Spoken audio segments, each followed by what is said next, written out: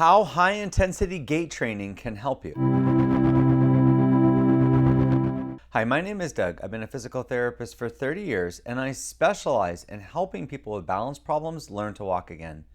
In this video, I'm going to talk about something called high intensity gait training. There's been a lot of research in the last few years about this topic. High intensity gait training is a concept where you basically focus more on how many steps someone takes and the intensity of the gait training rather than focusing on things like strength or how far they walk when you're talking about helping someone after a stroke or a neurological injury.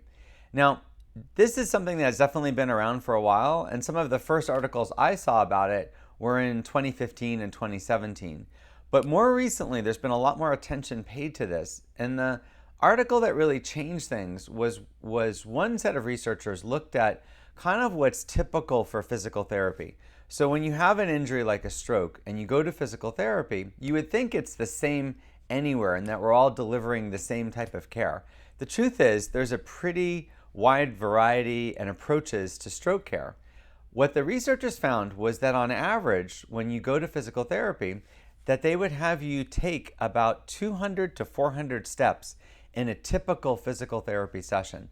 Now that might not seem like a lot, but you're also talking about someone that's had a stroke that might be using an assistive device like a cane or a walker. They might not really be walking a lot. In fact, at home, they might just be in a wheelchair. So when they go to a therapy session, walking 200 or 400 steps is actually a lot. But what the research was suggesting was that the more steps someone takes, the better when it comes to rehabilitation after an injury. So the researchers found that when the clients were taking around 1,500 steps in a session, that there was a significant improvement in their walking. They weren't just walking further after that, but they were actually able to walk with less compensation, less problems. So instead of being stiffer and having kind of the typical stroke gait, that when they did therapy sessions that were about 1,500 steps or more, that there was a pretty sizable improvement in their quality of their walking as well as the speed and the distance that they walked.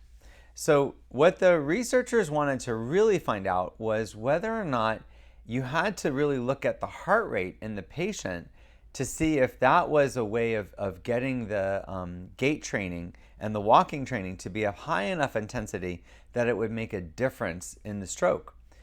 It turned out it does. The more that you focus on the number of steps and the person's heart rate and they're kind of pushing their fitness level, that's really what seems to be the recipe for helping someone improve. The other thing that the research has shown is that you've got to do this for a number of weeks. They thought initially that just 4 weeks of doing high intensity gait training was really effective in helping someone regain their function. That turns out not to be true. At 4 weeks, high intensity gait training is not that much more effective than sort of regular physical therapy. But once you got to 12 weeks, or at least 8 weeks, there is a bigger and bigger difference. High intensity gait training does work, but it only works when you do it with the client long enough that they can actually regain their function. So what's also interesting about high intensity gait training is it's not meant to be just forward walking. It's certainly not meant to be just level ground walking. When you look at physical therapy, a lot of times they're walking their patient in the hallway at the hospital or in the rehabilitation center, or they might put the person on a treadmill. It turns out that that's not the most effective way to help someone regain their function. You actually want to have the person walk backwards, sideways. You want to have them walk over uneven ground. You want to have them walk on something called surface perturbation, which is where the ground kind of shifts or the speed changes to make them feel like they're about to fall. You want to do as many different types of stepping activities as you can think of, but you don't want to just be practicing walking level ground. And the reason for that is that unless it's really challenging, it doesn't force our brain to try to get better. So what are the implications for everyone else? You might not have had a stroke, or you might not be interested in this, what I'm saying, because you think, well, I didn't have a stroke. How could this really help me? I think there's really big implications for everyone from this type of research. What this says is, to me, is if you've lost your ability to balance, if you've seen a pretty big decline in your walking, that probably the most effective way to get better, to recover it, is to do high intensity gait training on your own. You don't have to go to a gym or to a physical therapist to do this. You can simulate it at home, trying to walk faster. So say you're going out for a walk, having a couple of times where for 30 seconds you walk as quickly as you can safely. That's actually part of high intensity gait training. It's sort of like walking interval training. Doing things like that get your heart rate up a little bit, not only does that help your fitness, but it also seems to help your balance. Learning to do that and kind of forcing yourself to do that over and over again actually makes your balance better. But the other part of it is you do need to do things like sidestepping, backwards walking, stepping over objects, stepping on uneven ground. All of those things combined to improve your walking balance and your stability. And so what this research says is that all of us, especially as we get older, should incorporate some type of walking fitness regimen in what we're doing if we really want to maintain our balance at the highest level. I really hope you found this interesting, and if you want to see more videos like this, please subscribe to my channel. So we're going to practice backwards walking. You want to grab the chair, you want to turn in one direction, and then you're just trying to take 1, 2, 3 steps in one direction, then turn around, and then do 3 steps in the other direction. The goal of this is to do it without holding the chair.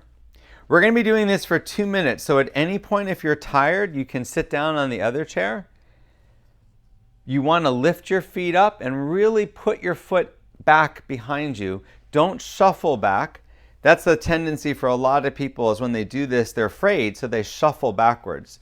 Backwards walking is one of the best ways to improve your balance. There's been a lot of studies on this, and the reason that it's a good way to improve your balance is when you're practicing walking backwards, your brain knows that you know how to walk forward, so practicing it backwards is a way of improving that skill. Anytime you reverse a skill, the brain has to work a lot harder to do that. It's kind of like saying the alphabet backwards versus forward.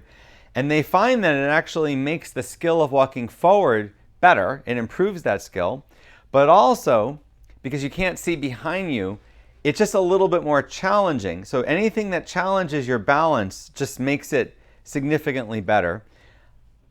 The other thing is you're working on some of the muscles that you don't normally use when you walk forward. And that's a good thing, because if you've never walking backwards, there are some muscles that you need to do that. One thing about walking backwards is it's actually okay to lean forward just a little bit. And I know people always say you should stand up as straight as you can at all times, but actually when you walk backwards, it's safer if you walk just a little bit pitched forward. And this is also something that you'll find during the course of your day that you're doing a lot, which is walking backwards. So practicing it can actually make that skill better and just makes it safer for you, and you'll feel more stable. So we're going to do heel to toe walking. You want to grab the chair and you're just going to walk forward 3 steps, walking heel to toe, where your heel is touching your toe.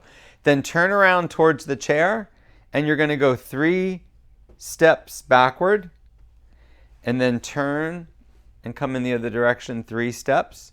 You want to just keep repeating it. This is a 2-minute exercise, so if you feel tired at any point, you can sit down and rest. I'm going to try to do it for the full 2 minutes, and if you're feeling stronger, you can. So it's okay to touch the chair. Obviously, the goal of this is to do it without holding on completely. But in the beginning, when you're first learning it, you might really want to depend on the chair. My knees are also slightly bent, and I'm really putting one foot in front of the other. Now, the reason this exercise is so helpful is it's not only a really good balance challenge because your feet are closer together, so your base of support is smaller, but also you're improving your proprioception, your awareness of where your feet are, because as you tap one foot in front of the other, you have to kind of think about where your foot is in space. One of the things that makes balance decline as we get older is our ability to know where our foot is in space and on the ground goes down. And that proprioception is so important to having good coordinated movement. So when you don't practice these type of things, sort of target things, your proprioception declines over time. So practicing this can really help you improve your balance, your coordination. It also improves your strength because you're really challenging your muscles. And I think we do one more. I hope you found this video helpful. Click the subscribe button if you want to see more videos like this.